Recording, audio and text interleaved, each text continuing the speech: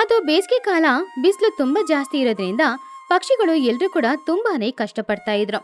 ಆವಾಗ ಟೊನಿಗು ಬಚ್ಚಿ ಅವಳ ಮಗಳಾದ ಬುಜ್ಜಿಯ ಜೊತೆ ಸೇರಿ ತಂಪಾದ ನೀರನ್ನ ಉಯ್ದಿರೋದಕ್ಕೋಸ್ಕರ ಮಡಿಕೆಗಳನ್ನ ತಯಾರು ಮಾಡ್ತಾ ಇದ್ರು. ಒಂದಿನ ಬೆಳಗ್ಗೆ 10 ಗಂಟೆಗೆ ಊರಿನ ಮಧ್ಯದಲ್ಲಿರುವ ಮರದ ಕೆಳಗಡೆ ಟೊನಿ ಅವಳು ತಯಾರು ಮಾಡಿರುವ ಮಡಿಕೆಗಳನ್ನೆಲ್ಲ ತಗೊಂಡ್ ಬಂದಿಟ್ಟು ವ್ಯಾಪಾರ ಮಾಡಕ್ಕೆ ಶುರು ಮಾಡಿದ್ಲು. ಅವಾಗ ಪಕ್ಷಿಗಳೆಲ್ಲರೂ ಕೂಡ ಅಲ್ಲಿಗೆ ಬಂದ್ರು. ಬನ್ನಿ ಬನ್ನಿ, ಬಿಸಿಲು ಕಾಲ ಆರಂಭವಾಗಿದೆ. ಫ್ರಿಡ್ಜ್ ನೀರಿಗೆ ಬೈ ಬೈ ಹೇಳಿ. ನಮ್ಮ ಮಣ್ಣಿನ ಮಡಿಕೆ ನೀರನ್ನು ಕುಡೀರಿ. ನಮ್ಮ ಗಂಟ್ಲಿಗೆ ತಂಪಾಗಿ ಆರೋಗ್ಯಕ್ಕೆ ಒಳ್ಳೇದಾಗುತ್ತೆ. ಆವಾಗ ಬನ್ನು ಅಲ್ಲಿಗೆ ಬಂದು, ಜಿ, ನನಗೆ ಒಂದು ಮಣ್ಣಿನ ಮಡಿಕೆ ಕೊಡು. ನಮ್ಮ ಫ್ರಿಡ್ಜ್ ಹಾಳಾಗಿದೆ. ಇವಾಗ ನಮಗೆ ಈ ಮಣ್ಣಿನ ಮಡಿಕೆನೇ ಆಧಾರವಾಗಿದೆ. ನನಗೆ ಒಂದು ಮಣ್ಣಿನ ಮಡಿಕೆ ಕೊಡು. ತಗೋಬನ್ನು, ಈ ಮಣ್ಣಿನ ಮಡಿಕೆ ತುಂಬಾ ಸ್ವಚ್ಛವಾಗಿದೆ. ಇದರಲ್ಲಿರುವ ನೀರು ತುಂಬಾ ತಂಪಾಗಿರುತ್ತೆ. ಬನ್ನು ಮಡಿಕೆಯಲ್ಲಿದ್ದ ನೀರನ್ನ ಕುಡಿದು, ವಾವ್ ಆಂಟಿ, ನಿಮ್ಮ ಮಣ್ಣಿನ ಮಡಿಕೆ ತುಂಬಾನೇ ಚೆನ್ನಾಗಿದೆ. ಇದರಲ್ಲಿರುವ ನೀರು ಅಮೃತದಂತಿದೆ. ನನಗೆ ಪ್ರತಿದಿನ ಒಂದೊಂದು ಮಡಿಕೆ ಬೇಕು. ಬುಜ್ಜಿ, ನಮಗೆ 1-2 ಮಣ್ಣಿನ ಮಡಿಕೆ ಕೊಡು. ನಮಗೆ ಇದೆ ಇವಾಗ ಶ್ರೀರಾಮ ರಕ್ಷೆ. ಇದೆಲ್ಲವನ್ನು ದೂರದಲ್ಲಿ ಮರದ ಮೇಲೆ ಕೂತ್ಕೊಂಡು ಚಿಚುಕಾಗೆ ಹಾಗೂ ಚಿನ್ನುಕಾಗೆ ನೋಡ್ತಾ ಇದ್ರು. ಚಿಚುಕಾಗೆಗೆ ಅದನ್ನ ನೋಡಿ ಹೊಟ್ಟೆ ಉರಿತಾ ಇತ್ತು. ನೋಡ್ದ ಬನ್ನು, ಆ ತುನಿ ಬುಜ್ಜಿ ಸೇರ್ಕೊಂಡು ಮಣ್ಣನ್ನು ನಂಬಿ ಅದರಲ್ಲಿ ಮಡಿಕೆಯನ್ನು ಮಾಡಿ ಇವಾಗ್ಲೇ 10 ಮಡಿಕೆಯನ್ನು ಬೆಳಿಗ್ಗಿನಿಂದ ವ್ಯಾಪಾರ ಮಾಡ್ಬಿಟ್ಟಿದ್ದಾರೆ. ಅಮ್ಮೋ, ಅವರು ಮಣ್ಣನ್ನು ಮಾರಾಟ ಮಾಡ್ತಾ ಇಲ್ಲ. ಅವರ ಕಷ್ಟವನ್ನು ನಂಬಿ ಮಣ್ಣಿನ ಮಡಿಕೆಯನ್ನು ಕಷ್ಟಪಟ್ಟು ಮಾಡಿ ವ್ಯಾಪಾರ ಮಾಡ್ತಾ ಇದ್ದಾರೆ. ಅವರು ಕಷ್ಟಪಡೋರು, ಆದ್ರೆ ನಾವು ಆ ಕಷ್ಟವನ್ನು ಹೇಗೆ ಹೊಡೆದು ಹಾಕ್ಬೇಕು ಅಂತ ಅವ್ರ ವ್ಯಾಪಾರವನ್ನು ಕೆಡಿಸ್ಲಿಕ್ಕೆ ನನ್ನ ಜೊತೆ ಒಂದು ಪ್ಲಾನ್ ಇದೆ. ನಾವು ಕೂಡ ಮಣ್ಣಿನ ಎಸಿ ಮಡಿಕೆಯನ್ನು ವ್ಯಾಪಾರ ಮಾಡೋಣ. ಎಸಿ ಮಡಿಕೆನೋ? ಅದು ಹೇಗೆ ಮಮ್ಮಿ? ಮಡಿಕೆಗೆ ಕರೆಂಟು ಪವರ್ ಕೊಡ್ತೀರಾ? ನೀನು ಸೈಲೆಂಟ್ ಆಗಿರೋ. ನೀನು 10 ರೂಪಾಯಿದು ಪ್ಲಾಸ್ಟಿಕ್ ಬಿಂದಿಗೆ ಇರುತ್ತೆ ಅಲ್ವಾ, ಅದನ್ನ ತಗೊಂಬ. ಅದ್ರೊಳಗೆ ನಾವು ಐಸ್ ಕ್ಯೂಬ್ ಹಾಕಿ ನೀರ್ ಹಾಕಿ ಇಡೋಣ. ಆ ಬಿಂದಿಗೆಯ ಮೇಲೆ ಮಣ್ಣನ್ನು ನಾವು ತೇಪು ಮಾಡೋಣ. ಆವಾಗ ಅದು ನೋಡ್ಲಿಕ್ಕೆ ಮಣ್ಣಿನ ಮಡಿಕೆ ರೀತಿನೇ ಇರುತ್ತೆ. ನೀರು ಕೂಡ ತಂಪಾಗಿರುತ್ತೆ. ಆವಾಗ ಎಲ್ಲರೂ ತುನಿಯ ಮಡಿಕೆಯನ್ನು ತೆಗೆದುಕೊಳ್ಳದೆ ನಮ್ಮ ಮಡಿಕೆನೇ ತಗೋತಾರೆ. ಅಮ್ಮ, ಪ್ಲಾಸ್ಟಿಕ್ ಬಿಂದಿಗೆಯಿಂದ ನೀರು ಕುಡಿಯೋದು ತಪ್ಪಮ್ಮ. ಅದು ಆರೋಗ್ಯಕ್ಕೆ ಒಳ್ಳೇದಲ್ಲ. ಅದು ಮಾತ್ರ ಅಲ್ಲದೆ ಬಿಂದಿಗೆ ಮೇಲೆ ಮಣ್ಣನ್ನು ಲೇಪನ ಮಾಡೋದು ಗೊತ್ತಾಗ್ಬಿಟ್ರೆ. ಬಾಯಿ ಮುಚ್ಚೋ, ನನಗೆ ಬಿಸ್ನೆಸ್ ಟ್ರಿಕ್ಸ್ ಎಲ್ಲ ಗೊತ್ತು. ಮೊದ್ಲು ನೀನು ಹೋಗಿ ಆ ಬಿಂದಿಗೆನ ತಗೊಂಬಾ. ಮರುದಿನ ಬೆಳಗ್ಗೆ 10 ಗಂಟೆಗೆ ಟೊನಿಗು ಬಚ್ಚಿ ಅಂಗಡಿಯ ಪಕ್ಕದಲ್ಲೇ ಚಿಚುಕಾಗೆನೋ ಒಂದು ಅಂಗಡಿನ ಹಾಕಿದ್ರು. ಅದರಲ್ಲಿ Chichu special Japan style AC ಮಡಿಕೆಗಳು ಅಂತ ಬೋರ್ಡ್ ಹಾಕಿಟ್ಟಿತ್ತು. ಪಾಪ ಚಿನ್ನು ಬೇಜಾರಿಂದ ಕೂತ್ಕೊಂಡಿದ್ದ. ಆವಾಗ ಚಿಚುಕಾಗೆ ಜೋರಾಗಿ, ಹಲೋ ಫ್ರೆಂಡ್ಸ್, ಮಣ್ಣಿನ ಮಡಿಕೆಯ ಕಾಲ ಹೋಯ್ತು. ಇದು ಸ್ಮಾರ್ಟ್ ಯುಗ. ನಾನು ನಿಮ್ಗೆ ಜಪಾನ್ನಿಂದ ಎಸಿ ಮಡಿಕೆಯನ್ನು ತಂದಿದ್ದೀನಿ. ಇದು ಸಾಧಾರಣವಾದ ಬಿಂದಿಗೆ ಅಲ್ಲ, ಎಸಿಯ ಬಿಂದಿಗೆ. ಇದರಲ್ಲಿ ನೀರ್ ಹಾಕಿದ 2 ನಿಮಿಷದಲ್ಲೇ ಇದು ಐಸ್ ಕ್ಯೂಬಿನಂಗೆ ಹಾಕ್ಬಿಡುತ್ತೆ. ಚಿಚುಕಾಗೆ ಶಬ್ದನ ಕೇಳಿ ಟುನಿ, ಬುಜ್ಜಿ, ಬನ್ನು 3 ಜನ ಅಲ್ಲಿಗೆ ನೋಡಿದ್ರು. ಈ ಚಿಚ್ಚು ಆಂಟಿ ಪುನಃ ಏನೋ ಫ್ರಾಡ್ ಕೆಲಸ ಮಾಡ್ತಾ ಇದ್ದಾರೆ. ಎಸಿ ಬಿಂದಿಗೆ ಹೇಗಮ್ಮ ಅದು ಮಾಡಲು ಸಾಧ್ಯ? ನನಗೆ ಗೊತ್ತಿಲ್ಲಮ್ಮ. ಅವಳ ಓವರ್ ಆಕ್ಷನ್ ಅವಳಿಗೆ. ಸರಿ ಬಿಡು. ಬನ್ನು ಅಲ್ಲಿಂದ ತಕ್ಷಣ ಚಿಚುಕಾಗೆ ಅಂಗಡಿ ಹತ್ತಿರ ಹೋದ. ಅವನಿಗೆ ಹೊಸ ರೀತಿದು ಏನಾದ್ರೂ ಇದ್ರೆ ಇಷ್ಟ. ಚಿಚ್ಚು ಆಂಟಿ, ಏನಿದು ಎಸಿ ಮಡಿಕೆನಾ? ನಿಜವಾಗ್ಲೂ ಇದ್ರಿಂದ ಎಸಿ ಆಗಿ ಗಾಳಿ ಬರುತ್ತಾ? ಗಾಳಿ ಬರೋದಿಲ್ಲ ಕಣೋ ಬನ್ನು. ಇದ್ರಲ್ಲಿ ನೀರ್ ಹಾಕಿದ್ರೆ ನೀರು ಎಸಿಯಲ್ಲಿ ಇರುವ ಹಾಗೆ ತಂಪಾಗಿರುತ್ತೆ. ಬೇಕಂದ್ರೆ ಕೈ ಹಾಕಿ ನೋಡು. ಚಿಚು ಒಂದು ಮಡಿಕೆನ ಓಪನ್ ಮಾಡಿದ್ಲು. ಅದ್ರಲ್ಲಿ ಈಗಾಗ್ಲೇ ಐಸ್ ಕ್ಯೂಬ್ ಹಾಕಿಟ್ಟಿರೋದ್ರಿಂದ ತಂಪಾದ ಗಾಳಿ ಹೊರಗಡೆ ಬಂತು. ಆವಾಗ ಬನ್ನು ಕೈ ಇಟ್ಟು ನೋಡಿ, ಅಮ್ಮೋ, ನನ್ ಕೈಯೆಲ್ಲ ಐಸ್ ಕ್ಯೂಬಿನಂಗೆ ಆಗ್ತಾ ಇದೆ.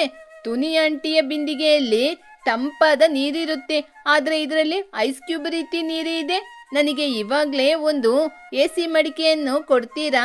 ಹೌದು, ರೇಟ್ ಎಷ್ಟು ಆಂಟಿ? ಬನ್ನು, ಬೇಡ ಕಣೋ, ಆ ಮಡಿಕೆನ ತಗೋಬೇಡನೋ. ಹಾಗಂತ ಅವನು ಹೇಳಿದನ್ನ ಕೇಳಿ ಚಿಚು ಅವನ್ ತಲೆಗೆ ಹೊಡೆದ್ಲು. ಚಿನ್ನು, ಬಾಯಿ ಮುಚ್ಚೋ. ಬನ್ನು, ಇದರ ರೇಟು ಡಿಮ್ಯಾಂಡ್ ಜಾಸ್ತಿ ಇರೋದ್ರಿಂದ 500 ರೂಪಾಯಿ ಕಣೋ. ಅವಾಗ ಬುಜ್ಜಿ ಅಲ್ಲಿಗೆ ಬಂದು, ಲೇ ಬನ್ನು, ಬೇಡ ಕಣೋ. ನಮ್ಮ ಊರಿನಲ್ಲಿ ಮಣ್ಣಿನ ಮಡಿಕೆಗೆ ಕೇವಲ 50 ರೂಪಾಯಿ ಮಾತ್ರ. ಚಿಚ್ಚು ಆಂಟಿ 500 ರೂಪಾಯಿ ಹೇಳ್ತಿದ್ದಾರೆ. ಅವ್ರು ನಿನ್ನ ಯಾಮರ್ಸ್ತಿದ್ದಾರೆ. ಬುಜ್ಜಿ, ನೀನ್ ಸುಮ್ನೆ ಇರ್ತೀಯಾ? ಇದು ಆಧುನಿಕ ಯುಗ. ಇದು ಎಸಿ ಮಡಿಕೆ. ಎಷ್ಟಾದ್ರೂ ನಾನು ತಗೋತೀನಿ. ಬನ್ನಗಿಡಿ ಚಿಚುಕಾಗೆ ಹತ್ತಿರ 500 ರೂಪಾಯಿ ಕೊಟ್ಟು ಆ ಪ್ಲಾಸ್ಟಿಕ್ ಮಡಿಕೆನ ತಗೊಂಡು ಸಂತೋಷವಾಗಿ ಅಲ್ಲಿಂದ ನಗುತ್ತಾ ಮನೆಗೆ ಹೋದ. ಆಮೇಲೆ ಊರಿನ ಪಕ್ಷಿಗಳು ಎಲ್ರು ಬಂದ್ರು. ಚಿಚುಕಾಗಿಗೆ 500 ರೂಪಾಯಿ ಕೊಟ್ರು ಮಡಿಕೆಗಳನ್ನ ತಗೊಂಡ್ ಹೋದ್ರು. ಸ್ವಲ್ಪ ಸಮಯದಲ್ಲೇ ಚಿಚುಕಾಗಿಯ ಮಡಿಕೆಗಳು ಎಲ್ಲಾನು ವ್ಯಾಪಾರ ಆಗಿ ಅವಳ ಕೈ ತುಂಬಾ ಹಣ ಸಂಪಾದನೆ ಮಾಡಿದ್ಲು. ಆಹಾಹಾಹಾಹಾ ಚಿನ್ನು, ನೋಡ್ದ ಕಣೋ, ಒಂದೇ ದಿನದಲ್ಲಿ ನನಗೆ 5,000 ಲಾಭ ಬಂದಿದೆ. ಆ ತುನಿಯ ವ್ಯಾಪಾರ ಫ್ಲಾಪ್ ಆಯ್ತು. ಮಮ್ಮಿ, ಇವಾಗ ಲಾಭ ಬರೋದೆಲ್ಲ ಸರಿ, ಮಧ್ಯಾಹ್ನ ಆದ್ಮೇಲೆ ಐಸ್ ಕ್ಯೂಬ್ ಎಲ್ಲ ಕರಗಿ ಹೋಗುತ್ತೆ. ಹೋದ್ರೆ ಹೋಗ್ಲಿ ಕಣೋ, ನನಗೇನು, ಇವಾಗ ಮೊದ್ಲು ಇಲ್ಲಿಂದ ಜಾರಿ ಹೋಗೋಣ ಬಾ. ಆ ದಿನ ಮಧ್ಯಾಹ್ನ 2 ಗಂಟೆ. ಆವಾಗ ಬಿಸಿಲು ಇನ್ನೂ ಜಾಸ್ತಿ ಇತ್ತು. ಎಲ್ರಿಂದಾನು ಬಿಸಿಲು ತಡ್ಕೊಳಕ್ ಆಗ್ತಾನೆ ಇತ್ತಿಲ್ಲ. ಆ ಸಮಯದಲ್ಲಿ ಬನ್ನಗಿಳಿ ಅವನ್ ತಗೊಂಡ್ ಬಂದ ಮಡಿಕೆನ ಅವನ ಮನೆ ಹೊರಗಡೆ ಬಿಸಿಲಲ್ಲಿ ಇಟ್ಟ. ಅಮ್ಮಿ, ಇವಾಗ ನಾನೋಗಿ ಕ್ರಿಕೆಟ್ ಆಡ್ಕೊಂಡ್ ಬರ್ತೀನಿ. ಆಮೇಲೆ ಬಂದು ನನ್ನ ಎಸಿ ಮಡಿಕೆಯಿಂದ ತಂಪಾದ ನೀರ್ ಕುಡಿತೀನಿ. ಆ ಮಡಿಕೆನ ಯಾಕೋ ಹೊರಗಡೆ ಬಿಸಿಲಲ್ಲಿ ಇಟ್ಟಿದ್ಯಾ? ತಗೊಂಡೋಗಿ ಒಳಗಿಡು. ಮಮ್ಮಿ, ಪರವಾಗಿಲ್ಲ, ಅದು ಎಸಿ ಮಡಿಕೆ ಅಲ್ವಾ, ಎಲ್ಲಿಟ್ರು ಅದ್ರೊಳಗಿರುವ ನೀರು ತಂಪಾಗಿರುತ್ತೆ. ಬನ್ನು ಆಟಾಡೋದಕ್ಕೋಸ್ಕರ ಹೋದ. ಒಂದು 3 ಗಂಟೆ ಇರ್ಬೋದು. ಆವಾಗ ಚಿಚುಕಾಗಿ ಪ್ಲಾಸ್ಟಿಕ್ ಮಡಿಕೆ ಸುತ್ತಮುತ್ತ ಅಂಟಿಸಿದ್ದ ಆ ಮಣ್ಣೆಲ್ಲಾನು ಬಿಸಿಲಲ್ಲಿ ಒಣಗೋಗಿ ಕೆಳಗಡೆ ಉದುರಿ ಹೋಯ್ತು. ಹಾಗೇನೆ ಅದ್ರಲ್ಲಿ ಇದ್ದ ಐಸ್ ಕ್ಯೂಬ್ ಎಲ್ಲಾನು ಕರಗಿ ಹೋಯ್ತು. ಇವಾಗ ಹೊಡೆಯ ಬಿಸಿಲಿಗೆ ಆ ಮಡಿಕೆಲಿದ್ದ ನೀರೆಲ್ಲ ಬಿಸಿಯಾಗಿ ಹೊಗೆ ಬರ್ತಾ ಇತ್ತು. ಸುಮಾರು ಸಮಯದ ನಂತರ ಬನ್ನುಗಿಳಿ ಕ್ರಿಕೆಟ್ ಆಟಾಡಿ ತುಂಬಾನು ಆಯಾಸದಿಂದ ದಾಹದಿಂದ ಮನೆಗೆ ಬಂದ. ಆವಾಗ ಬನ್ನು ಅವನ ತಾಯಿ ಹತ್ರ, ಮಮ್ಮಿ, ಚೋಟು ಮಮ್ಮಿ, ನನಗೆ ತುಂಬಾನೇ ಆಯಾಸ ಆಗ್ತಾ ಇದೆ. ನನಗೆ ನನ್ನ ಎಸಿ ಮಡಿಕೆಯಿಂದ ತಂಪಾದ ನೀರ್ ಬೇಕು. ಬನ್ನು ಅಲ್ಲಿಂದ ಹೊರಗಡೆ ಹೋದ. ಹೊರಗಡೆ ಇಟ್ಟಿದ್ದ ಆ ಮಣ್ಣಿನ ಮಡಿಕೆಯಲ್ಲಿದ್ದ ಮಣ್ಣೆಲ್ಲ ಉದುರಿ ಹೋಗಿ ಇವಾಗ ಬರೀ ಪ್ಲಾಸ್ಟಿಕ್ ಬಿಂದಿಗೆ ಮಾತ್ರ ಹೊರಗಡೆ ಇತ್ತು. ಆದ್ರೆ ಅವನಿಗೆ ದಾಹ ಆದಿದ್ರಿಂದ ಅವನದನ್ನ ಗಮನಿಸ್ಲಿಲ್ಲ. ಆಹಾ, ನನ್ನ ಎಸಿ ಮಡಿಕೆ, ಎಸಿ ನೀರು. ಬನ್ನು ತಕ್ಷಣ ಆ ಬಿಂದಿಗೆಲಿದ್ದ ನೀರನ್ನ ತೆಗೆದು ಕುಡಿಯಕ್ಕೆ ಶುರು ಮಾಡ್ದ. ಮೊದ್ಲು ಅವನಿಗೆ ಏನು ಗೊತ್ತಾಗ್ಲಿಲ್ಲ. ಆದ್ರೆ ಆಮೇಲೆ ಬಿಸಿ ಬಿಸಿಯಾಗಿ ಕುದಿತಾ ಇದ್ದ ಆ ನೀರನ್ನ ಕುಡ್ದಿದ್ರಿಂದ ಬಾಯಿಂದ ಗಂಟ್ಲು ಹೊಟ್ಟೆ ತನಕ ಅವನಿಗೆ ತುಂಬಾನೇ ಉರಿತಾ ಇತ್ತು. ತಕ್ಷಣ ಆ ಗ್ಲಾಸ್ನ ಕೆಳಗಡೆ ಬಿಸಾಕಿ ಅವನು ಜೋರಾಗಿ ಗಂಟ್ಲು ಹಿಡ್ಕೊಂಡು ಕಿಚ್ಚಾಡ್ತಾ ಇದ್ದ. ಅಮ್ಮ, ಬಿಸಿ ಬಿಸಿ ಅಮ್ಮ, ಅಯ್ಯಯ್ಯೋ ಬಿಸಿ, ಅಯ್ಯಯ್ಯೋ ನನ್ನ ಗಂಟ್ಲಲ್ಲಿ ಯಾರೋ ಬಿಸಿನೀರ್ನ ಉಯ್ದ್ಬಿಟ್ರು. ನನ್ನ ಗಂಟ್ಲೆಲ್ಲ ಸುಟ್ಟೋಯ್ತು ಮಮ್ಮಿ, ಸುಟ್ಟೋಯ್ತು. ಬನ್ನು ಕಿಚ್ಚ ಶಬ್ದಕ್ಕೆ ಚೋಟು ಬಾತ್ರೂಮಿಂದ ಓಡ್ಕೊಂಡು ಹೊರಗಡೆ ಬಂದ್ಲು. ಲೇ ಬನ್ನು, ಏನಾಯ್ತು? ಯಾಕೋ ಹಾಗೆ ಹಂಗೆ ಕಿರ್ಚ್ತಾ ಇದೀಯಾ? ಬನ್ನು ಪಾಪ ದಾಹದಲ್ಲಿ ಆ ಬಿಸಿನೀರನ್ನ ಕುಡಿದು ತುಂಬಾ ಸುಸ್ತಾಗಿ, ಮಮ್ಮಿ, ನನ್ನ ಎಸಿ ಬಿಂದಿಗೆ ನೀರು ನೋಡಿ ಎಷ್ಟೊಂದು ಬಿಸಿಯಾಗಿದೆ. ಅದು ತಂಪಾಗಿರುತ್ತೆ ಅಂತ ನಾನು ಡೈರೆಕ್ಟ್ ಆಗಿ ಗ್ಲಾಸ್ ಅಲ್ಲಿ ತೆಗೆದು ಕುಡಿದ್ನ. ನನ್ನ ಗಂಟ್ಲೆಲ್ಲ ಸುಟ್ಟೋಯ್ತು, ನನ್ನ ನಾಲಿಗೆ ಎಲ್ಲ ಸುಟ್ಟೋಯ್ತು. ಎಸಿ ಮಡಿಕೆಯಲ್ಲಿ ಬಿಸಿ ನೀರಾ? ಚೋಟು ಆ ಬಿಂದಿಗೆನ ಮುಟ್ಟಿ ನೋಡಿದ್ಲು. ಆವಾಗ ಆ ಬಿಂದಿಗೆ ತುಂಬಾನು ಬಿಸಿಯಾಗಿತ್ತು. ಅಯ್ಯೋ ಹುಚ್ಚ, ಇದೇನು ಮಣ್ಣಿನ ಮಡಿಕೆ ಅಲ್ಲ, 10 ರೂಪಾಯಿಗೆ ಸಿಗುವಂತಹ ಪ್ಲಾಸ್ಟಿಕ್ ಬಿಂದಿಗೆ. ಇದ್ರಲ್ಲಿ ಆ ಚಿಚ್ಚು ಮೋಸ ಮಾಡಿದೆ, ಮಣ್ಣಾಕಿ ನಿಮ್ಮೆಲ್ಲರನ್ನ ಯಮರ್ಸಿದಾಳೆ. ಬಿಸ್ಲಿಗೆ ಇದ್ರ ನೀರು ಬಿಸಿಯಾಗಿ ಪ್ಲಾಸ್ಟಿಕ್ ಸುಟ್ಟೋಗ್ತಿದೆ. ಬನ್ನು ಆಶ್ಚರ್ಯದಿಂದ, ಏನು ಪ್ಲಾಸ್ಟಿಕ್ ಬಿಂದಿಗೆನ? ಆ ಚಿಚ್ಚು ಆಂಟಿ ಎಸಿ ಬಿಂದಿಗೆ ಅಂತ ನನ್ ಜೊತೆ 500 ರೂಪಾಯಿ ಹಣ ತಗೊಂಡ್ರು. ನನ್ನ ಮೋಸ ಮಾಡಿದ ಚಿಚ್ಚುಕಾಗಿನ ನಾನು ಸುಮ್ನೆ ಬಿಡ್ತೀನಾ? ಇವಾಗ್ಲೇ ಹೋಗ್ತೀನಿ. ಬನ್ನು ಕೋಪದಿಂದ ಆ ಬಿಂದಿಗೆನ ಎತ್ಕೊಂಡು ಅಲ್ಲಿಂದ ಊರಿನ ಮಧ್ಯದಲ್ಲಿರುವ ಪಂಚಾಯಿತಿ ಮರದ ಹತ್ತಿರ ಹೋದ. ಈಗಾಗ್ಲೇ ಆ ಜಾಗದಲ್ಲಿ ಟುನಿ, ಮಹಿ ಹಾಗೂ ಲೂಸಿ, ಬುಜ್ಜಿ ಎಲ್ರು ನಿಂತ್ಕೊಂಡಿದ್ರು. ಅಯ್ಯೋ, ಚಿಚ್ಚುವಿನ ಎಸಿ ಮಡಿಕೆಯಿಂದ ನೀರ್ ಕುಡಿದು ನನ್ ಜೀವನೇ ಓದಂತಾಯಿತು. ಆವಾಗ ಬನ್ನು, ಚಿಚ್ಚು ಆಂಟಿ, ಹೊರಗಡೆ ಬನ್ನಿ, ನಿಮ್ಮ ಎಸಿ ಮಡಿಕೆ ಏನಾಗಿದೆ ಅಂತ ನೋಡಿ. ಚಿಚುಕಾಗಿ ಹೆದರ್ಕೊಂಡೆ ಮೆಲ್ಲೆ ಮನೆಯಿಂದ ಹೊರಗಡೆ ಬಂದ್ಲು. ಹಿಂದ್ಗಡೆ ಚಿನ್ನು ಕೂಡ ಬಂದ. ಏನಾಯ್ತು ಬನ್ನು? ಎಸಿ ಕೆಲಸ ಮಾಡ್ತಾ ಇಲ್ವಾ? ಕೂಲಿಂಗ್ ಕಡಿಮೆ ಆಯ್ತಾ? ಬನ್ನು ಆ ಬಿಂದಿಗೆನ ಚಿಚು ಹತ್ರ ಎಸ್ತು. ಏನು ಎಸಿ ಬಿಂದಿಗೆನಾ? ನಿಮ್ ತಲೆ, ಇದು ಪ್ಲಾಸ್ಟಿಕ್ ಬಿಂದಿಗೆ. ಮಧ್ಯಾಹ್ನ ಕ್ರಿಕೆಟ್ ಆಡ್ಕೊಂಬಂದು ಇದರ ನೀರ್ ಕುಡ್ದು ನನ್ನ ಗಂಟ್ಲೆಲ್ಲ ಒಣಗಿ ಹೋಯ್ತು. ನನ್ನ ನಾಲಿಗೆಯಲ್ಲಿ ಆಮ್ಲೆಟೇ ಹಾಕ್ಬೋದಾಗಿತ್ತು, ಅಷ್ಟೊಂದು ಬಿಸಿಯಾಗಿತ್ತು. ಈ ನೀರೆಲ್ಲ ಬಿಸಿ ಇತ್ತು. ಆಂಟಿ, ಮಧ್ಯಾಹ್ನನೇ ನನಗೆ ನಿಮ್ಮ ಮೇಲೆ ಸಂದೇಹ ಬಂತು. ಪ್ಲಾಸ್ಟಿಕ್ ಮಡಿಕೆಗೆ ಮಣ್ಣಿನ ಲೇಪ ಹಾಕಿ ಮಣ್ಣಿನ ಎಸಿ ಮಡಿಕೆ ಅಂತ ಮಾರಾಟ ಮಾಡಿದ್ರಿ. ಸುಳ್ಳೇಳಿ ಎಲ್ಲರಿಗೆ ಮೋಸ ಮಾಡಿದೀರಾ? ಏನ್ ಚಿಚ್ಚು, ಪ್ಲಾಸ್ಟಿಕ್ಕಿಗೆ ಮಣ್ಣಿನ ಲೇಪ ಹಾಕಿ ಮಾರಾಟ ಮಾಡಿ ನಮ್ಮ ಜೀವದ ಮೇಲೇನೆ ಆಟಾಡ್ತೀಯ ನೀನು? ಆವಾಗ ಚಿಚು ಕವರ್ ಮಾಡಿದ್ಲು. ಅದು ಬನ್ನು, ಅದು ನ್ಯೂ ಟೆಕ್ನಾಲಜಿ ಬಿಂದಿಗೆ ಕಣು. ಬೆಳಿಗ್ಗೆ ಆಗುವಾಗ ತಂಪಾದ ನೀರ್ ಕೊಡುತ್ತೆ, ಸಂಜೆ ಆಗ್ತಾ ಆಗ್ತಾ ನಿಮಗೆ ಸ್ನಾನಕ್ಕೆ ಬಿಸಿ ನೀರ್ ಬೇಕಲ್ವಾ, ಅದಕ್ಕೆ ಬಿಸಿನೀರ್ ಕೊಡುತ್ತೆ. 2 in 1 ಕಣೋ. ಏನು ಆಂಟಿ ಹೇಳಿದ್ರಿ? 2 in 1? ಸರಿ, ಹಾಗಾದ್ರೆ ಅದ್ರಲ್ಲಿರುವ ಬಿಸಿನೀರಿನ ನಿಮ್ ತಲೆ ಮೇಲೆನೆ ಚೆಲ್ತೀನಿ, ಅವಾಗ ನೀವು ತಂದೂರಿ ಚಿಕನ್ ಆಗಿ ಆಗ್ತಿರಲ್ವಾ? ಬನ್ನು ಕೋಪದಲ್ಲಿ ಆ ನೀರನ್ನ ಚಿಚು ಮೇಲೆ ಉಯ್ಯಕ್ಕೆ ಹೋದ. ಅಯ್ಯೋ ಬನ್ನು, ಬೇಡ ಕಣೋ, ನಾನು ಲಾಭವನ್ನು ಸಂಪಾದನೆ ಮಾಡಕ್ಕೋಸ್ಕರ ಸುಳ್ಳು ಹೇಳ್ದೆ, ದಯವಿಟ್ಟು ನನ್ನನ್ನು ಕ್ಷಮಿಸೋ. ಅಮ್ಮ, ನಾನ್ ನಿಮ್ಗೆ ಮೊದಲೇ ಹೇಳ್ದೆ ಈ ರೀತಿ ಕೆಲ್ಸಗಳೆಲ್ಲ ಮಾಡ್ಬೇಡಿ ಅಂತ. ತುನಿ ಆಂಟಿಯವರು ಎಷ್ಟು ನ್ಯಾಯವಾಗಿ ವ್ಯಾಪಾರವನ್ನು ಮಾಡ್ತಾ ಇದ್ದಾರೆ, ಅವ್ರನ್ನ ನೋಡಿ ಕಲ್ತ್ಕೊಳ್ಳಿ. ಚಿಚ್ಚು, ಹಣ ಸಂಪಾದನೆ ಮಾಡ್ಲಿಕ್ಕೆ ಎಷ್ಟೋ ಒಂದು ದಾರಿ ಇದೆ. ಹೀಗೆ ಸುಳ್ಳು ಹೇಳಿ ಅನ್ಯಾಯವಾಗಿ ಹಣ ಸಂಪಾದನೆ ಮಾಡಿದ್ರೆ ಇವತ್ತು ಬನ್ನುವಿಗೆ, ನಾಳೆ ಇನ್ನೊಬ್ರಿಗೆ ಏನಾದ್ರೂ ಆಗ್ಬೋದು. ಆವಾಗ ಚಿಚುಕಾಗೆ ತಲೆ ಬಗ್ಗಿ, ನನ್ನನ್ನು ಕ್ಷಮಿಸಿ, ಮಡಿಕೆಗೆ ತಗೊಂಡ ಹಣವನ್ನು ಹಿಂದಿರುಗಿಸಿ ಕೊಡ್ತೀನಿ. ಇನ್ ಮುಂದೆ ಯಾವತ್ತೂ ಈ ರೀತಿ ಮಾಡೋದಿಲ್ಲ. ನನ್ನ ನಾಲಿಗೆ ಇವಾಗ ಸುಟ್ಟೋಯ್ತು, ಅದಕ್ಕೆ ಏನ್ ಮಾಡೋದು? ನನಗಿವಾಗ ಪರಿಹಾರ ಬೇಕು. ಏನೋ ಬೇಕು ಬನ್ನು ನಿನ್ಗೆ? ನನ್ನ ನಾಲಿಗೆ ಸುಟ್ಟೋಯ್ತಲ್ವಾ, ಅದಕ್ಕೆ ನನಗೆ 10 ದಿನಗಳ ಕಾಲ ಈ ಚಿಚ್ಚು ಆಂಟಿ ಐಸ್ ಕ್ರೀಮ್ ನ ತಂದು ಕೊಡ್ಬೇಕು.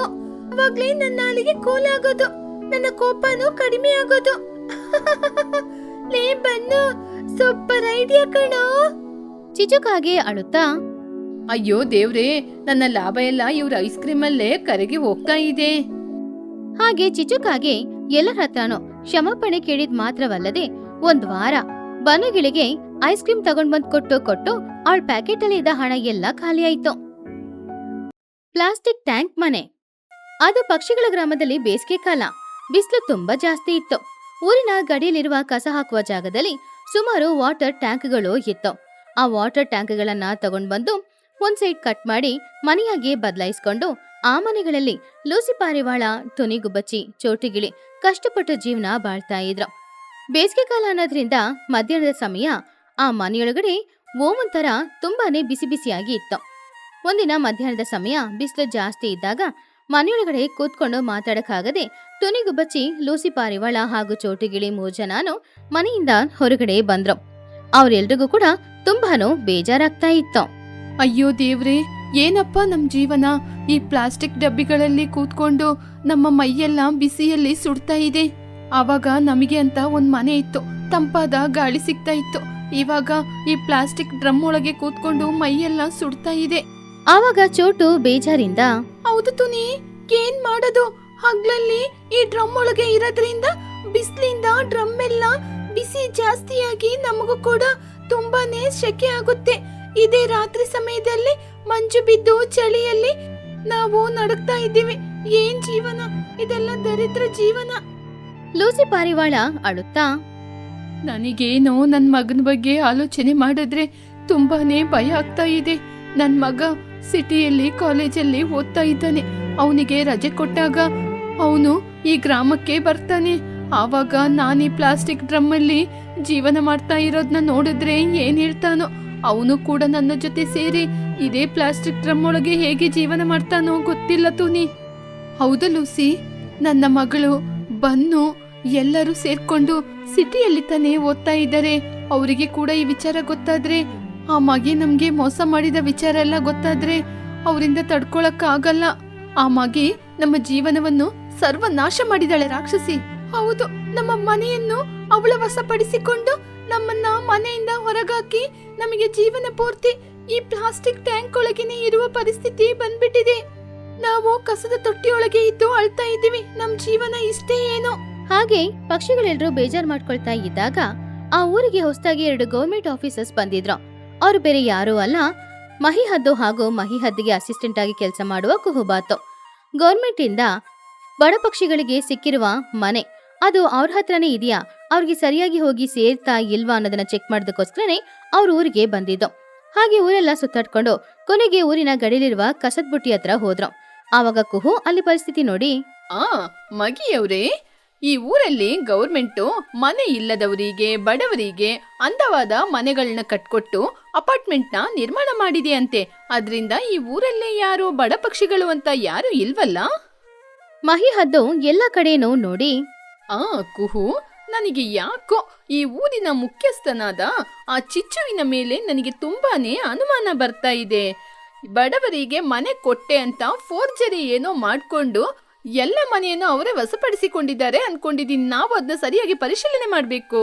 ಆವಾಗ ದೂರದಲ್ಲಿದ್ದ ಆ ವಾಟರ್ ಟ್ಯಾಂಕ್ಗಳನ್ನ ನೋಡಿ, ಹೌದು ಕುಹು ಅವ್ರೆ, ಅದೇನದು ದೂರದಲ್ಲಿ ವಾಟರ್ ಟ್ಯಾಂಕ್ಗಳಿದೆ, ಅದೇನೋ ಮಧ್ಯದಲ್ಲಿ ಏನೋ ಕಟ್ ಮಾಡಿದ್ದಾರೆ, ಯಾರೋ ಅದರ ಒಳಗಿಂದ ಹೊರಗೆ ಬರುವ ರೀತಿ ಕಾಣಿಸ್ತಿದೆಯಲ್ಲ. ಕುಹು ಆಶ್ಚರ್ಯದಿಂದ, ಅಯ್ಯೋ ದೇವ್ರೆ, ಅಯ್ಯೋ ಮೇಡಮ್, ಆ ಟ್ಯಾಂಕ್ ಒಳಗೆ ಪಕ್ಷಿಗಳಿದ್ದಾರೆ. ಆ ಸಿಂಟೆಕ್ಸ್ ಅನ್ನು ಮನೆ ರೀತಿ ಉಪಯೋಗ ಮಾಡ್ಕೋತಾ ಇದ್ದಾರೆ. ಪ್ಲಾಸ್ಟಿಕ್ ಒಂದನ್ನು ಕಟ್ಟಿ ಅಲ್ಲೇ ಜೀವನ ಮಾಡ್ತಿದ್ದಾರೆ. ಅದ್ರೊಳಗೆ ಹೇಗಿದ್ದಾರೋ ಬನ್ನಿ ನೋಡೋಣ. ಹಾಗೆ ಮಹಿಹದ್ದು ಹಾಗೂ ಕುಹುಬಾತು ಇಬ್ರು ಕೂಡ ಚೋಟು ಹಾಗೂ ಟುನಿ ಲೂಸಿ ಹತ್ತಿರ ಹೋದ್ರು.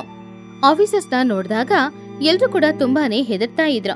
ಆದ್ರೆ ಮಹಿ ಅವರ ಪರಿಸ್ಥಿತಿಯನ್ನ ನೋಡಿ, ನಮಸ್ಕಾರ ಅಮ್ಮ, ನಾವು ಸರ್ಕಾರಿ ಅಧಿಕಾರಿಗಳು. ನೀವೇನು ನಮ್ನ ನೋಡಿ ಭಯಪಡ್ಬೇಡಿ. ನಾವು ಗೌರ್ಮೆಂಟ್ ಇಂದ ಇನ್ಸ್ಪೆಕ್ಷನ್ಗೋಸ್ಕರ ಬಂದಿದೀವಿ. ಯಾಕೆ ನಿಮಗೆ ಮನೆ ಇಲ್ವಾ? ಯಾಕೆ ನೀವು ಈ ಸಿಂಟೆಕ್ಸ್ ಅಲ್ಲಿ ಜೀವನ ಮಾಡ್ತಿದ್ದೀರಾ? ಆವಾಗ ಟುನಿ ಕೈ ಮುಗ್ದು ಅಳುತ್ತಾ, ಮೇಡಮ್, ಮನೆ ಇಲ್ವಾ ಅಂತ ಕೇಳ್ತಾ ಇದ್ದೀರಾ ಮೇಡಮ್? ಒಂದು ಕಾಲದಲ್ಲಿ ನಮ್ಮೆಲ್ಲರಿಗೂ ಸುಂದರವಾದ ಮನೆ ಇತ್ತು. ಒಂದು ಕಾಲದಲ್ಲಿ ನಾವೆಲ್ಲರೂ ಸಂತೋಷವಾಗಿ ಜೀವನ ಮಾಡ್ತಾ ಇದ್ದು. ಆದ್ರೆ ಒಬ್ಬಳ ಮೋಸಗಾರ್ತಿಯ ಮಾತು ನಂಬಿ ಮೋಸ ಹೋಗಿದೀವಿ. ಇವಾಗ ನಮಗೆ ಈ ಸಿಂಟೆಕ್ಸ್ ಡ್ರಮ್ಗಳೇ ಇರೋದು. ನಮಗೆ ತುಂಬಾ ಮೋಸ ಮಾಡ್ಬಿಟ್ರು ಮೇಡಮ್. ಕುಹುಬಾತು ಶಾಕ್ ಆದ್ಲು. ಏನು, ನಿಮ್ಮ ಮನೆಯನ್ನು ನೀವೇ ಕಳ್ಕೊಂಡ್ರ? ನಮಗೆ ಏನು ಅರ್ಥ ಆಗ್ತಾ ಇಲ್ಲ. ಯಾರು ನಿಮ್ನ ಮೋಸ ಮಾಡಿದ್ದು? ಏನು ಮೋಸ ನಡೀತು ಅಂತ ನಮ್ಮ ಜೊತೆ ಹೇಳಿ. ಖಂಡಿತವಾಗಿ ನಾವು ಮುಂದೆ ನಿಂತು ನಿಮ್ಗೆ ಸಹಾಯ ಮಾಡ್ತೀವಿ. ಏನ್ ವಿಚಾರ ಅಂತ ಸರಿಯಾಗಿ ಹೇಳಿ. ಆವಾಗ ಚೋಟು ಕಣ್ಣೀರಿಸ್ಕೊಂಡು, ಮೇಡಮ್, ನಾನ್ ನಿಮ್ಗೆ ಎಲ್ಲಾ ವಿಚಾರವನ್ನು ಹೇಳ್ತೀನಿ. ಒಂದು ದಿನ ಗವರ್ಮೆಂಟ್ ನಮಗೆ ಅಪಾರ್ಟ್ಮೆಂಟ್ ಕಟ್ಟಿ ಕೊಡುವ ಹಾಗೆ ಒಂದು ಸ್ಕೀಮ್ ಬಂತು. ನಾವೆಲ್ಲರೂ ಕೂಡ ತುಂಬಾನೇ ಸಂತೋಷದಲ್ಲಿದ್ದು. ಆವಾಗ ಒಬ್ಳು ರಾಕ್ಷಸಿ ನಮ್ನ ಸರಿಯಾಗಿ ಮೋಸ ಮಾಡ್ಬಿಟ್ಲು. ಅದು ಏನು ಅಂತ ಸರಿಯಾಗಿ ಹೇಳ್ತೀನಿ. ಚಿಚುಕಾಗೆ ನಗುತ್ತಾ, ತುನಿ, ಲೂಸಿ, ಚೋಟು, ನಿಮ್ಮೆಲ್ಲರಿಗೂ ಒಂದು ಶುಭವಾರ್ತೆಮಾ. ಈ ಗೌರ್ಮೆಂಟು ನಮ್ಮ ಎಲ್ಲರಿಗೂ ಅಪಾರ್ಟ್ಮೆಂಟ್ ನ ಕಟ್ಟಿಕೊಡ್ತಾ ಇದ್ದಾರಂತೆ. ನಿಮಗ್ ಗೊತ್ತಾ? ಹೌದಾ ಮಗಿಯವ್ರೆ, ತುಂಬಾ ಸಂತೋಷ. ಆದ್ರೆ ಆ ವಿಚಾರವನ್ನು ನಮಗೆ ಯಾಕೆ ಹೇಳ್ತಿದ್ದೀರಾ? ನಮ್ಮ ಜೊತೆ ಸಣ್ಣ ಸಣ್ಣ ಮನೆ ಇದೆ ಅಲ್ವಾ? ಅಯ್ಯೋ ಹುಚ್ಚರ, ನಿಮಗೆ ಅಷ್ಟೇ ಗೊತ್ತಿರೋದು. ನೀವು ಗೌರ್ಮೆಂಟಿಗೆ ನೀವು ಇರುವಂತ ಸ್ಥಳವನ್ನು ಕೊಟ್ಬಿಟ್ರೆ ಅವರು ಇದೇ ಜಾಗದಲ್ಲಿ ದೊಡ್ಡ ದೊಡ್ಡ ಅಪಾರ್ಟ್ಮೆಂಟ್ ನ ಕಟ್ಟಿ ಕೊಡ್ತಾರಂತೆ. ಅದ್ರಲ್ಲಿ ನಿಮಗೆ ದೊಡ್ಡ ದೊಡ್ಡ ಮನೆಗಳಿರುತ್ತೆ. ನೀವು ಸಂತೋಷವಾಗಿರ್ಬೋದು. ಲೂಸಿ ಆಶ್ಚರ್ಯದಿಂದ, 2 ಮನೆನಾ? 2 ಮನೆ ಯಾಕೆ ಚಿಚ್ಚು ಕಟ್ಟಿ ಕೊಡ್ತಾರೆ? 2 ಮನೆ ಅಂದ್ರೆ ಒಂದು ಮನೆಯಲ್ಲಿ ನೀವಿರ್ಲಿಕ್ಕೆ, ಇನ್ನೊಂದು ಮನೆನ ಬಾಡಿಗೆ ಬಿಟ್ಟು ಅದ್ರಲ್ಲಿ ಬರುವ ಹಣದಲ್ಲಿ ನಿಮ್ಮ ಮಕ್ಕಳು ಸಿಟಿಯಲ್ಲಿ ಓದ್ತಾ ಇದ್ದಾರೆ ಅಲ್ವಾ, ಅವರಿಗೆ ಅನುಕೂಲ ಆಗುವ ರೀತಿ ಹಣ ಬೇಕಾಗುತ್ತೆ ಅಲ್ವಾ? ಅದಕ್ಕೋಸ್ಕರನೇ ಉಪಯೋಗ ಮಾಡ್ಕೋಬಹುದು. ನೀವು ಕೋಟೀಶ್ವರ ಆಗ್ತೀರಾ. ಏನ್ ಹೇಳ್ತೀರಾ? ಆವಾಗ ಚೋಟು, ವಾವ್, ನಿಜವಾಗ್ಲೂ ನಮಗೆ 2 ಮನೆ ಸಿಗುತ್ತಾ? ನಮ್ಮ ಮಕ್ಕಳ ಜೀವನ ಸೆಟ್ಲ್ ಆಗುತ್ತಾ? ಹಾಗಾದ್ರೆ ನಾವಿದಕ್ಕೆ ಒಪ್ಕೋತೀವಿ ಚಿಚ್ಚು. ಹಾಗಾದ್ರೆ ಇನ್ನು ಯಾಕೆ ತಡ? ಸರಿ, ಈ ಖಾಲಿ ಪತ್ರದಲ್ಲಿ ಸಹಿ ಮಾಡಿ ಕೊಡಿ. ನಿಮ್ಮ ಮನೆಗಳನ್ನ ಇಲ್ಲಿಂದ ಹೊಡೆದಾಕಿ ಇದೇ ಜಾಗದಲ್ಲಿ ದೊಡ್ಡ ದೊಡ್ಡ ಅಪಾರ್ಟ್ಮೆಂಟ್ಗಳನ್ನ ಕಟ್ಟಿ 2 ಕೀನ ನಿಮ್ ಕೈಗೆ ಕೊಡೋದು ನನ್ ಜವಾಬ್ದಾರಿ. ಲೂಸಿ ಜೋರಾಗಿ ಅಳುತ್ತಾ, ಚಿಚ್ಚುವಿನ ಮಾಯ ಮಾತು ನಂಬಿ ನಾವು ಚಿಚ್ಚುವಿಗೆ ನಮ್ಮ ಕೈಯಾರೆ ನಮ್ಮ ಮನೆಯ ಪತ್ರವನ್ನು ಚಿಚ್ಚು ಹೆಸರಿಗೆ ಬದಲಾಯಿಸಿ ಕೈಗೆ ಕೊಟ್ಟು ಸ್ವಲ್ಪ ದಿನಗಳ ನಂತರ ಚಿಚ್ಚು ಕೂಡ ಅಪಾರ್ಟ್ಮೆಂಟ್ ಎಲ್ಲ ಕಟ್ಟಿ ಆಯ್ತು ಎನ್ನುವ ವಿಚಾರ ಗೊತ್ತಾದ ನಂತರ ಕೀ ಕೇಳಲಿಕ್ಕೆ ಅಂತ ಮನೆಗೆ ಹೋದೋ. ಅವಾಗ ಏನಾಯ್ತು? ಆ ಚಿಚ್ಚುಕಾಗೆ ಅಲ್ಲಿ ಇರ್ಲಿಲ್ವಾ? ಇದ್ರು ಮೇಡಮ್. ಇದ್ದು ಏನ್ ಪ್ರಯೋಜನ? ನಾವು ಹೋಗಿ ಚಿಚ್ಚು ಇವಾಗ ಮನೆ ಕಟ್ಟಿ ಆಯ್ತಲ್ಲ, 2 ಮನೆ ಕೀ ಕೊಡು ಅಂತ ಚಿಚ್ಚು ಜೊತೆ ಹೋಗಿ ಕೇಳ್ದೋ. ಆವಾಗ ಆ ಚಿಚ್ಚು ನಮ್ನ ನೋಡಿ ಏನ್ ಹೇಳಿದ್ಲು ಗೊತ್ತಾ? ಆವಾಗ ಚಿಚುಕಾಗೆ ನಗುತ್ತಾ, 2 ಮನೆನಾ ನಾನ್ ಯಾಕೆ ನಿಮ್ಗೆ ಕೊಡ್ಬೇಕು? ನಾವು ನಮ್ಮ ಖಾಲಿ ಸ್ಥಳವನ್ನು ನಿನಗೆ ಕೊಟ್ಟೋ ಅಲ್ವಾ? ನೀನೇನು ಚಿಚ್ಚು ಹಾಗೆ ಕೇಳ್ತಾ ಇದೀಯಾ? ಇವಾಗ ಮನೆ ಎಲ್ಲ ಕಟ್ಟಿ ಆಯ್ತಲ್ವಾ? ಏನು, ನಿಮ್ಮ ಮನೆಯ ಪತ್ರವನ್ನು ನನ್ ಕೈಯಲ್ಲಿ ಕೊಟ್ರ? ಅಯ್ಯೋ ಬುದ್ಧಿಲ್ಲದ ಪಕ್ಷಿಗಳೇ, ನಿಮ್ಮ ಮನೆಯ ಪತ್ರಗಳನ್ನು ನೀವು ನನ್ನ ಕೈಲಿ ಕೊಟ್ಟಿದ್ರಲ್ವಾ, ಅದು ನಿಮ್ಮ ಹೆಸರಲ್ಲ ಇತ್ತು ಇಲ್ಲ ಅಲ್ವಾ? ಅದು ಹಳೆಯ ನಿಮ್ಮ ತಾತ ಮುತ್ತಾತನ ಕಾಲದಲ್ಲಿ ಇತ್ತು. ಅದನ್ನ ತಗೊಂಡ್ಬಂದು ನಿಮಗೆ ಹೇಗೆ ಕೊಡಕ್ಕಾಗುತ್ತೆ? ಗೌರ್ಮೆಂಟು ಅದನ್ನೆಲ್ಲ ತಗೊಂಡು ಈಗ ಅಪಾರ್ಟ್ಮೆಂಟ್ ನ ಕಟ್ಟಿದೆ. ಇದರಿಂದ ನಿಮಗೆ ಒಂದು ಇಟ್ಟಿಗೆನ ಕೂಡ ನನ್ನಿಂದ ಕೊಡಕ್ಕಾಗಲ್ಲ. ಟುನಿ ಕಣ್ಣೀರನ್ನ ಒರೆಸ್ಕೊಂಡು, ಹೀಗೆ ನಮ್ಮ ಜಾಗವನ್ನು ತಗೊಂಡು ಅದ್ರಲ್ಲಿ ಅಪಾರ್ಟ್ಮೆಂಟ್ಸ್ ನ ಕಟ್ಟಿ ಆ ಅಪಾರ್ಟ್ಮೆಂಟ್ಸ್ ಅಲ್ಲಿ ನಮಗೆ ಒಂದು ರೂಮ್ ಅನ್ನು ಕೂಡ ಕೊಡದೆ ಅದೇ ಮನೆಯನ್ನು ಬೇರೆ ಯಾರಿಗೂ ಲಕ್ಷ ರೂಪಾಯಿಗೆ ಮಾರಾಟ ಮಾಡಿ ಸಂತೋಷವಾಗಿದ್ದಾಳೆ. ನಮಗೆ ಅನ್ಯಾಯ ಆಯ್ತು ಅಂತ ಯಾರ ಜೊತೆ ಹೋಗಿ ಹೇಳ್ಬೇಕು ಅಂತ ವಿಷಯನೇ ಗೊತ್ತಾಗದೆ ಈ ಕಸದಲ್ಲೇ ಬಿದ್ದಿದ್ದಂತಹ ಈ ಟ್ಯಾಂಕ್ ಅನ್ನು ತೆಗೆದುಕೊಂಡು ಬಂದು ಶುದ್ಧ ಮಾಡಿ ಅದನ್ನೇ ಮನೆಯಾಗಿ ಬಳಸ್ಕೊಂಡು ಇಷ್ಟು ದಿನ ಇದರಲ್ಲಿ ಜೀವನ ಮಾಡ್ತಿದ್ದೀವಿ. ಟುನಿ, ಚೋಟು, ಲೂಸಿ ಮೂಜನ ಹೇಳಿದ ಕಥೆಯನ್ನ ಕೇಳಿ ಪಾಪ ಮಹಿ ಹದ್ದಿನ ಕಣ್ಣಲ್ಲಿ ಕಣ್ಣೀರು ಬಂತು. ಅದೇ ಸಮಯ ಚಿಚುಕಾಗೆ ಅವ್ರಿಗೆ ಮೋಸ ಮಾಡಿದ್ದನ್ನ ಕೇಳಿ ಅವಳ ಮೇಲೆ ತುಂಬಾ ಕೋಪನೂ ಬಂತು. ಆವಾಗ ಮಹಿ ಹದ್ದು ತುಂಬಾನು ಆವೇಶದಿಂದ ಅವಳ ಹಲ್ಲನ್ನ ಕಚ್ಕೊಂಡು ತುಂಬಾ ಕೋಪದಿಂದ, ಆ ಚಿಚ್ಚುವಿಗೆ ಎಷ್ಟೊಂದು ಧೈರ್ಯ! ಗೌರ್ಮೆಂಟು ಬಡವರಿಗೆ ಅಂತ ಕಟ್ಟಿಕೊಟ್ಟ ಅಪಾರ್ಟ್ಮೆಂಟ್ ನ ತನ್ನ ಸ್ವಂತ ಜಾಗವಾಗಿ ಬಳಸ್ಕೊಂಡು ನಿಮ್ಮೆಲ್ಲರನ್ನ ಜಾಗದಿಂದ ಹೊರಗಾಕದ್ಲಾ? ಬಡವರ ಜಾಗವನ್ನು ತೆಗೆದುಕೊಂಡು ನಿಮ್ಮನ್ನು ಅಲ್ಲಿಂದ ಹೊರಗಾಕದ್ಲಾ ಚಿಚ್ಚು? ಅವಳ ನಾನು ಜೀವಂತವಾಗಿ ಬಿಡದಿಲ್ಲ. ಕುಹು ಅವ್ರೆ, ತಕ್ಷಣ ನಮ್ಮ ಪೊಲೀಸ್ ಆಫೀಸರ್ ಗರುಡ ಪಕ್ಷಿ ಇದ್ದಾರಲ್ವಾ, ಅವರಿಗೆ ಆದಷ್ಟು ಬೇಗ ಕಾಲ್ ಮಾಡಿ ಆ ಚಿಚ್ಚುವಿನ ಮನೆ ಮುಂದೆ ಬರ್ಲಿಕ್ಕೆ ಹೇಳಿ, ನಾನ್ ಯಾರು ಅಂತ ಅವಳಿಗೆ ತೋರಿಸ್ತೀನಿ. ಎಸ್ ಮ್ಯಾಮ್, ಇವಾಗ್ಲೇ ನೀವು ಹೇಳಿದ ರೀತಿ ಆ ಮುನ್ನಾ ಪೊಲೀಸ್ ಅವರಿಗೆ ಕಾಲ್ ಮಾಡ್ತೀನಿ. ಇಲ್ಲಿ ನೋಡಿ ತುನಿ, ನೀವು ಯಾವುದಕ್ಕೂ ಭಯಪಡ್ಬೇಡಿ, ಮೇಡಮ್ ನಿಮ್ಗೆ ನ್ಯಾಯ ಕೊಡಿಸ್ತಾರೆ. ಹಾಗೆ ಮಹಿ ಹದ್ದು ಕುಹುಬಾತು ಇಬ್ರು ಕೂಡ ಟುನಿ, ಚೋಟು ಹಾಗೂ ಲೂಸಿನ ಕರ್ಕೊಂಡು ಊರಿನೊಳಗಡೆ ಹೋಗ್ತಾ ಇದ್ರು. ಆವಾಗ ಚಿಚುಕಾಗೆ ಗೌರ್ಮೆಂಟ್ ಬಡ ಪಕ್ಷಿಗಳಿಗೋಸ್ಕರ ಅಲರ್ಟ್ ಮಾಡಿರುವ ಆ ಅಪಾರ್ಟ್ಮೆಂಟ್ ಮುಂದ್ಗಡೆ ಒಂದು ಸೋಫಾ ಹಾಕಿ ಕಾಲ್ ಮೇಲೆ ಕಾಲ್ ಹಾಕಿ ಸ್ಟೈಲ್ ಆಗಿ ಕೂತ್ಕೊಂಡು ಬಾಡಿಗೆಗೋಸ್ಕರ ಬರೋರಿಗೋಸ್ಕರ ಕಾಯ್ತಾ ಇದ್ಲು. ಆವಾಗ್ಲೇ ಅಲ್ಲಿಗೆ ಮಹಿ, ಕುಹು ಎಲ್ರು ಬಂದ್ರು.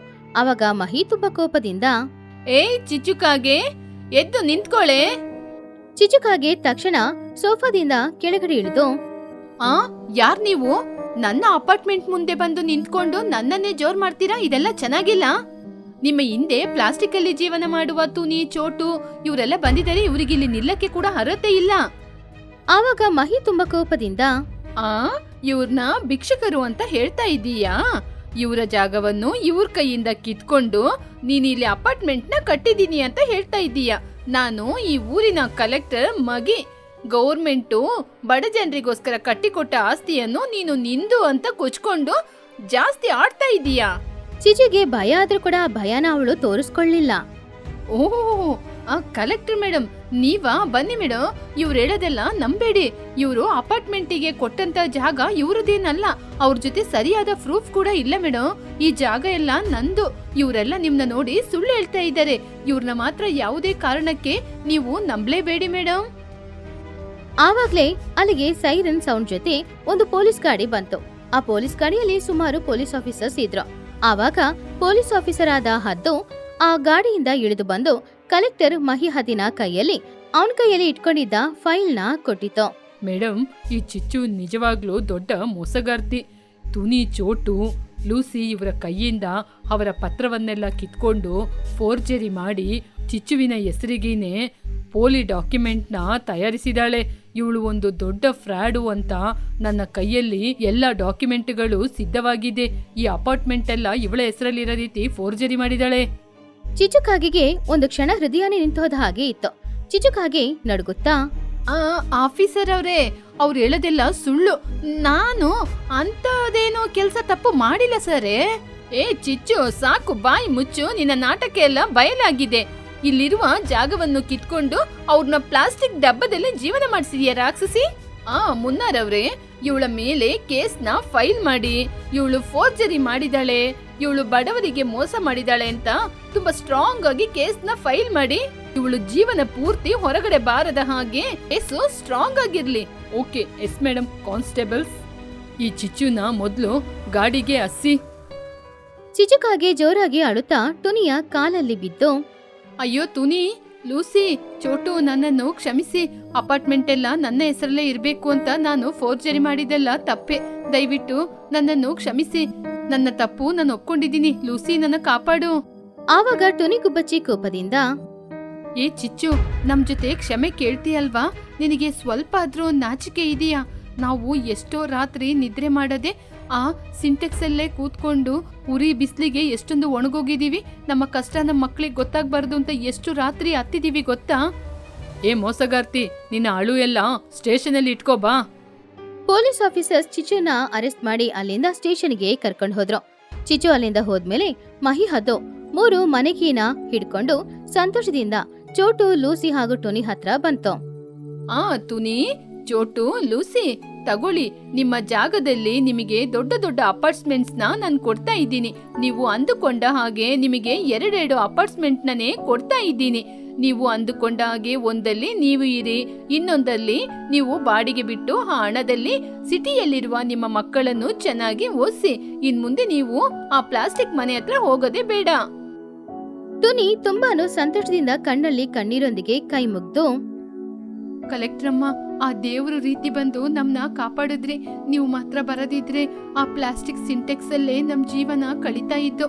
ನಿಮಗೆ ತುಂಬಾನೇ ಧನ್ಯವಾದಗಳು. ಹೌದು ಕಲೆಕ್ಟ್ರಮ್ಮ, ನಮ್ಮ ಮಕ್ಕಳು ಸಿಟಿಯಿಂದ ವಿದ್ಯಾಭ್ಯಾಸವನ್ನು ಮುಗಿಸಿ ಬರುವಾಗ ಆ ಪ್ಲಾಸ್ಟಿಕ್ ಮನೆಗೆ ಹೇಗೆ ಕರ್ಕೊಂಡು ಹೋಗೋದು ಅಂತ ದುಃಖ ಪಡ್ತಾ ಇದ್ದು. ಇವಾಗ ಸಂತೋಷದಿಂದ ಬರಮಾಡ್ಕೋತೀವಿ. ನಮ್ಮ ಜೀವ ಇರುವ ತನಕ ನೀವು ಮಾಡಿದ ಉಪಕಾರವನ್ನು ಯಾವತ್ತೂ ನಾವು ಮರೆಯೋದಿಲ್ಲ. ಸಂತೋಷವಾಗಿ ಜೀವನ ಮಾಡಿ. ಇಷ್ಟು ದಿನ ಆ ಪ್ಲಾಸ್ಟಿಕ್ ಮನೆಯಲ್ಲಿ ನೀವೆಲ್ಲರೂ ದುಃಖ ಪಟ್ಟಿದ್ದೀರಾ. ಇನ್ ಮುಂದೆ ನೀವು ಸಂತೋಷವಾಗಿ ಈ ಮನೆಯೊಳಗೆ ಕಾಲಿಡಿ. ಟೋನಿ ಗುಬ್ಬಚ್ಚಿ, ಚೋಟಿಗಿಳಿ, ಲೂಸಿ ಪಾರಿವಾಳ ಎಲ್ರೂ ಕೂಡ ಅವರವರ ಫ್ಲಾಟ್ ಒಳಗೆ ಹೋದ್ರು. ತುಂಬಾ ಸಂತೋಷವಾಗಿದ್ರು. ಅವರ ಜೀವನಕ್ಕೆ ಒಂದು ಸೆಕ್ಯೂರಿಟಿ ಸಿಕ್ಕಿತ್ತು.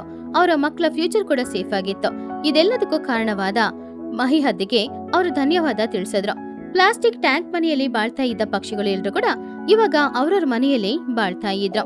ಮಹಿ ಹದ್ದಿನ ತರ ತುಂಬಾನು ನಿಯತ್ತಾಗಿರುವ ಆಫೀಸರ್ಸ್ ಇರುವಾಗ ಚಿಚುಕಾಗೆ ತರ ಎಷ್ಟೇ ಜನ ಬಂದ್ರು ಸರಿ, ಅವ್ರು ಯಾರು ತಪ್ಪಿಸ್ಕೊಳ್ಳಕ್ಕಾಗಲ್ಲ.